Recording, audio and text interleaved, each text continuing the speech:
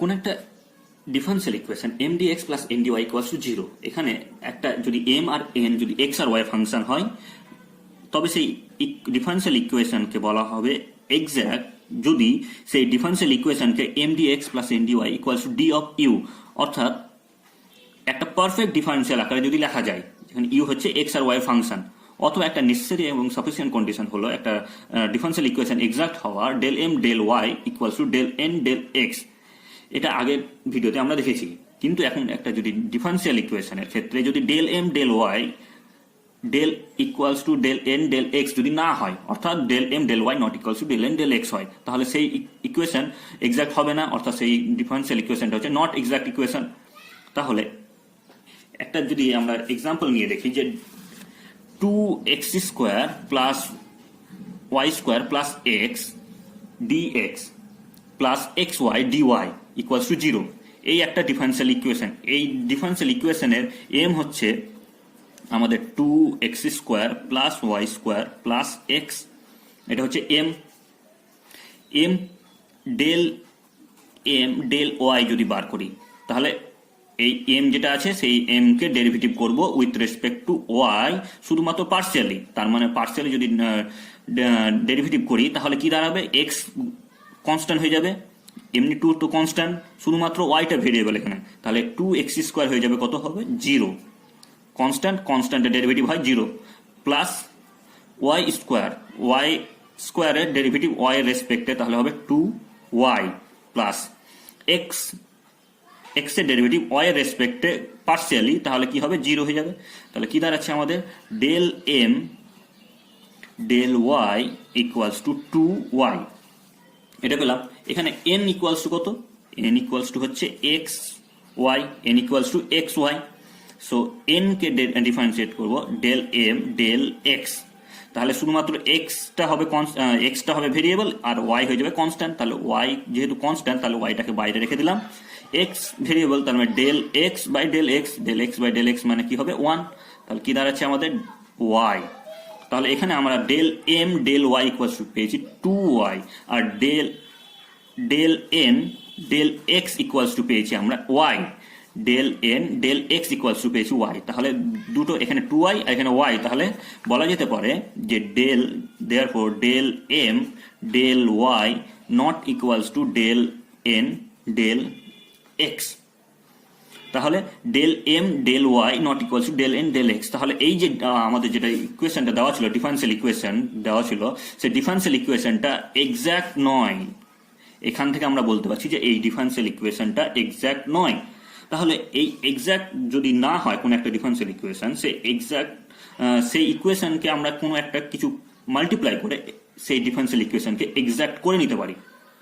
যেমন এক্ষেত্রে যদি আমরা এক্স দিয়ে মাল্টিপ্লাই করি, এই যে ডিফারেন্সিয়াল ইকুয়েশন আছে সেই ডিফারেন্সিয়াল ইকুয়েশনকে যদি আমরা এক্স দিয়ে মাল্টিপ্লাই করি, তাহলে কি দাঁড়াচ্ছে, এখানে পুরোটাতে এক্স দিয়ে মাল্টিপ্লাই করে দিচ্ছি। তাহলে দেখছি আমরা যে ইকুয়েশনটা দাঁড়াচ্ছে, প্রথমে আমাদের ইকুয়েশন ছিল যে 2x square plus y square plus x dx plus x y d Y equals to zero, এটা ছিল আমাদের ডিফারেন্সিয়াল ইকুয়েশনটা। এই ইকুয়েশনে আমি বলছি যে এক্স যদি মাল্টিপ্লাই করি, এক্স মাল্টিপ্লাই করছি, তাহলে কি হচ্ছে, কি দাঁড়াচ্ছে আমরা দেখছি, এক্স যদি মাল্টিপ্লাই করছি তাহলে x into 2x square plus y square plus x dx plus x সঙ্গে এক্স মাল্টিপ্লাই করছি, তাহলে এক্স স্কোয়ার ওয়াই আর এখানে ডি ওয়াই, রাইট হ্যান্ড সাইডে জিরো হয়ে যাবে। তাহলে এই লেফট হ্যান্ড সাইডে এটা কি পাচ্ছি, এটা পাচ্ছি তাহলে 2x cube plus y square x y square x plus x square d x plus x square y d Y equals to zero, এটা বেশি। তাহলে এখানে এম কি দাঁড়াচ্ছে, এখানে এম দাঁড়াচ্ছে আমাদের 2x কিউব প্লাস এক্সটা আগে লিখছি, তারপর ওয়াই স্কোয়ার লিখছি, তাহলে x y square plus x square. তাহলে এখানে আমরা কি করব, এম পেয়ে গেছি। এম এর ক্ষেত্রে আমরা কি বার করি, এম কে ডেরিভেটিভ করি পার্সিয়ালি ওয়াই রেসপেক্টে, তাহলে ডেল এম ডেল ওয়াই করলে কি দাঁড়াচ্ছে, এটা কি হয়ে যাবে, জিরো হয়ে যাবে। এখানে এটা জিরো প্লাস ওয়াই রেসপেক্টে, তার মানে এক্সটা কনস্ট্যান্ট, তাহলে এক্স থেকে গেল ওয়াই স্কোয়ারের ডেরিভেটিভ করলে কি দাঁড়ায় 2y দাঁড়ায়, ওয়াই স্কোয়ারের derivative 2y with respect to y করলাম, তাহলে প্লাস এক্স স্কোয়ারের ডেরিভেটিভ 0 ওয়াই রেসপেক্টে, পার্সিয়ালি যেহেতু করছি তার জন্য 0 হচ্ছে, তাহলে del M del Y equals to কি দাঁড়াচ্ছে 2xy, m equals to del M del Y equals to পেয়ে গেছি আমরা 2xy। তাহলে আর এন ইকুয়ালস টু কত আছে আমাদের x square y, so n equals to x square y, n equals to আছে আমাদের এক্স স্কোয়ার ওয়াই। তাহলে এন কে কার রেসপেক্টে আমাকে করতে হবে, ডিফারেন্সিয়েট করতে হবে পার্সিয়ালি এক্স এর রেসপেক্টে, তাহলে ডেল এন ডেল এক্স, তার মানে ওয়াইটা কনস্ট্যান্ট, ওয়াইটা থেকে যাবে, আর এক্স স্কোয়ারটা ভেরিয়েবল, তাহলে এক্স স্কোয়ারের ডেরিভেটিভ হবে 2x, আর ওয়াইটা থেকে গেছে, তাহলে কি হচ্ছে del N del x equal to 2xy। অতএব এখানে বলা যেতে পারে del M del Y equals to del N del x equals to 2xy। তাহলে এটা কি দাঁড়াচ্ছে আমাদের, এটা আমাদের হয়ে গেল। তখন আমাদের যে একটা ডিফারেন্সিয়াল ইকুয়েশন ছিল সেটা ছিল নট এক্সাক্ট, এই যে ডিফারেন্সিয়াল ইকুয়েশন ছিল সেটা এক্সাক্ট ছিল না, সেই ইকুয়েশন সেই এক্সাক্ট ছিল না, সেই ডিফারেন্সিয়াল ইকুয়েশনকে আমরা একটা এক্স দিয়ে মাল্টিপ্লাই করলাম, সেই মাল্টিপ্লাই করার ফলে সেই ডিফারেন্সিয়াল ইকুয়েশনটা আমাদের এখানে কি হয়ে গেল এক্সাক্ট হয়ে গেল।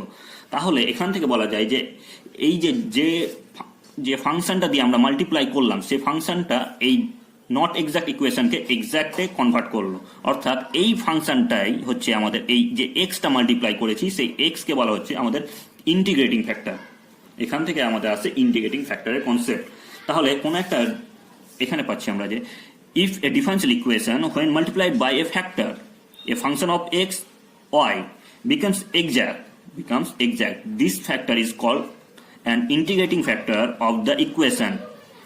An integrating factor is sometimes shortly written by if, integrating factor কে আমরা অনেক টাইমে if দিয়ে ডিনোট করি শর্ট।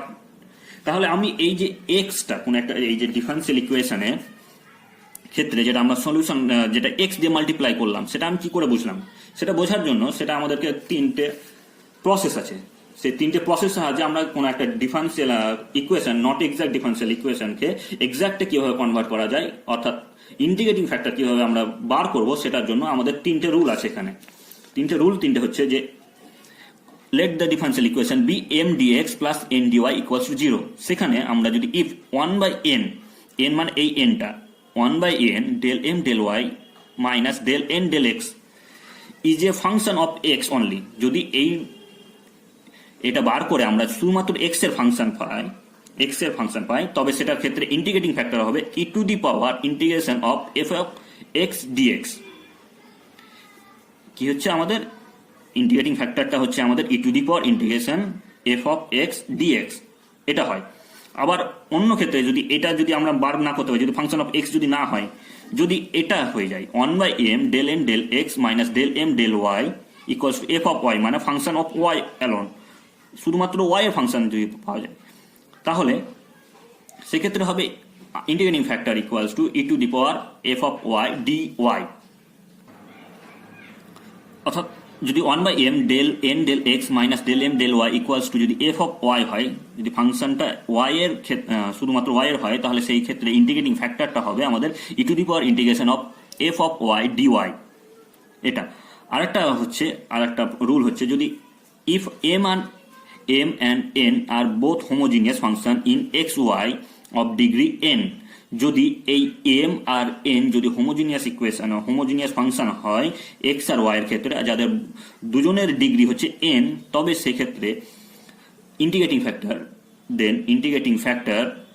ইকুয়ালস টু হয়ে যাবে 1 by mx plus ny, যেখানে mx plus ny not equals to 0, mx plus ny not equals to 0 যদি হয় তবে আমরা সেটাকে করতে পারছি যে ইন্টিগ্রেটিং ফ্যাক্টর হোমোজিনিয়াস ফাংশনের ক্ষেত্রে 1 by m of x mx plus ny হবে। এই এক্সাম্পলটা নিয়ে দেখছি যে এই এক্সাম্পলটার ক্ষেত্রে আমরা ইন্টিগ্রেটিং ফ্যাক্টর কিভাবে বার করব। একটু আগে দেখলাম যে এই ডিফারেন্সিয়াল ইকুয়েশনের এটা নট এক্সাক্ট হওয়ার জন্য আমরা এখন একটা ফর্ম থেকে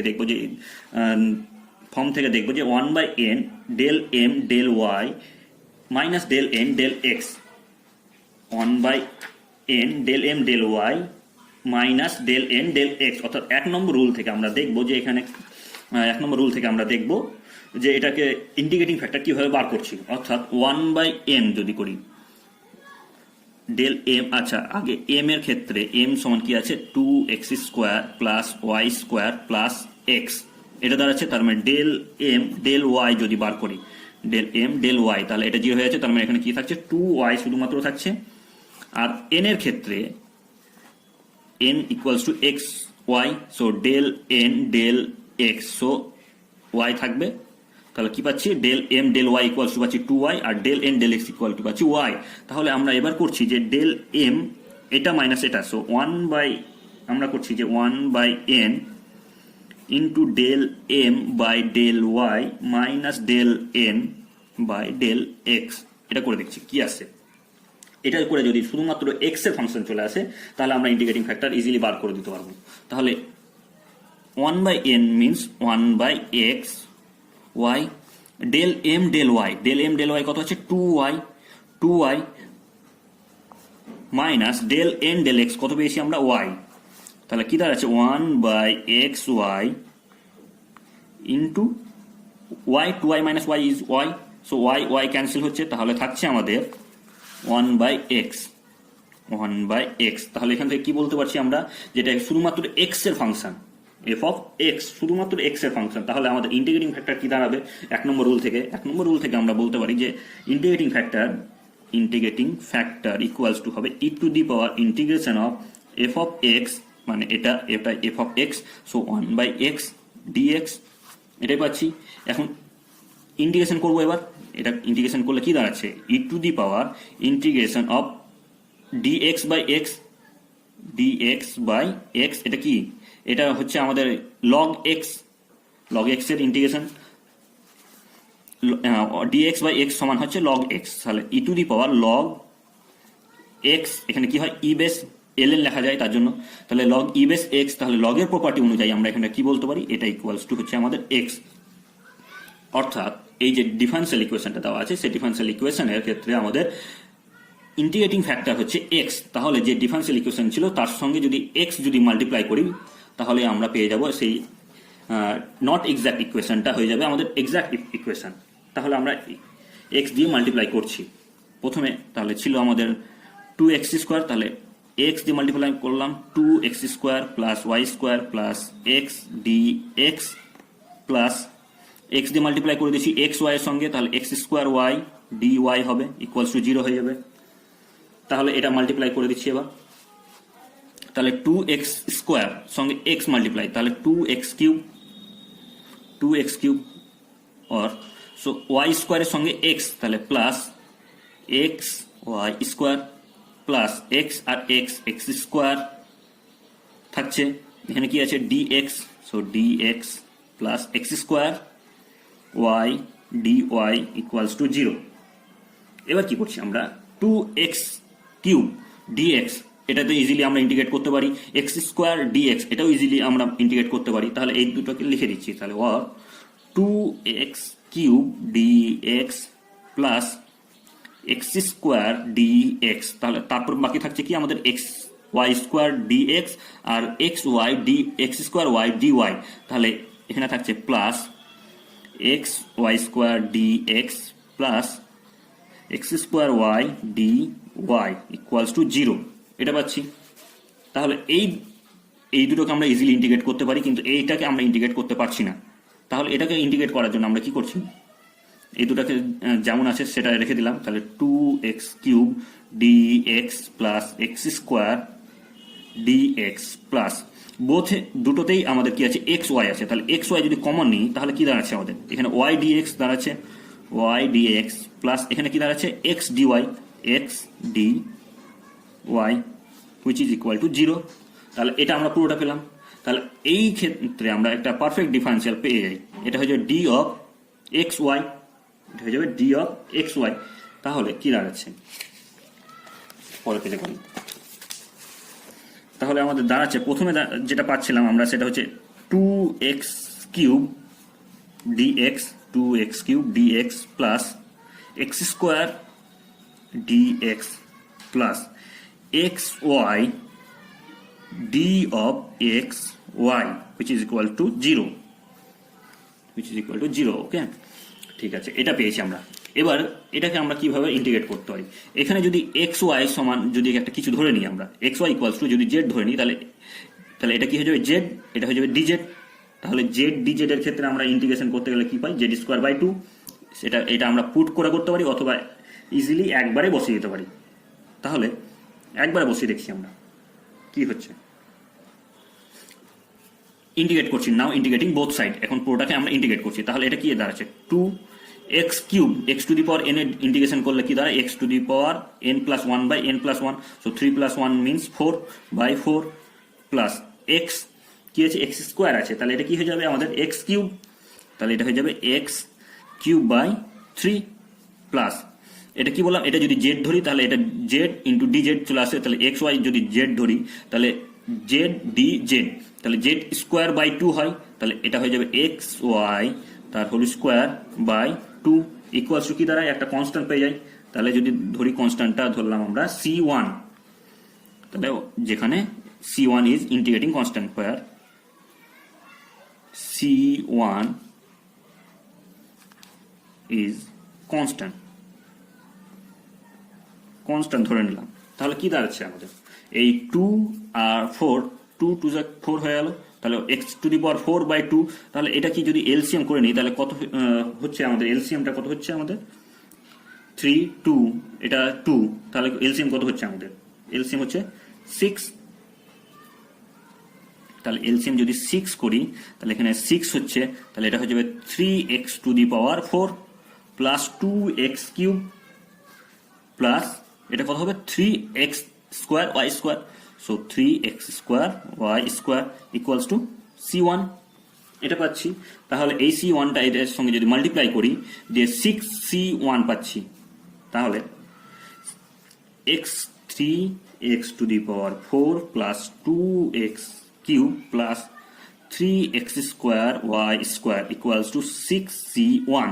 সেই C1 যেহেতু কনস্ট্যান্ট, 6C1 ও একটা কনস্ট্যান্ট, তাহলে এটাকে যদি আমরা C ধরে নিই, where 6C1 equals to C, এটা ধরে নিলাম 6C1 equals to C ধরে নিলাম। তাহলে আমাদের ইকুয়েশনটা কি দাঁড়াচ্ছে? আমাদের ফাইনাল দ্য রিকোয়ার্ড সলিউশন, আমাদের সলিউশন মানে জেনারেল সলিউশনটা যেটা পাচ্ছি সেটা হচ্ছে যে 3x to the power 4 plus 2x cube plus 3x square y square equals to C। এটাই হচ্ছে আমাদের জেনারেল সলিউশন। ওই যে আমাদের একটা নট এক্সাক্ট ডিফারেন্সিয়াল ইকুয়েশন দিয়েছিল, সেই নট এক্সাক্ট ডিফারেন্সিয়াল ইকুয়েশনকে আমরা প্রথমে কি করলাম? এক্সাক্ট করলাম। এক্সাক্ট করার জন্য আমরা ইন্টিগ্রেটিং ফ্যাক্টর বার করলাম। ইন্টিগ্রেটিং ফ্যাক্টর বার করে আমরা ইন্টিগ্রেটিং ফ্যাক্টর দিয়ে মাল্টিপ্লাই করলাম সেই ইকুয়েশনটাকে, তারপরে যেটাকে আমরা তারপরে সেই ইকুয়েশনকে ইন্টিগ্রেট করে সলিউশন বার করলাম। এইভাবে আমরা একটা নট এক্সাক্ট ডিফারেন্সিয়াল ইকুয়েশনকে সলভ করব।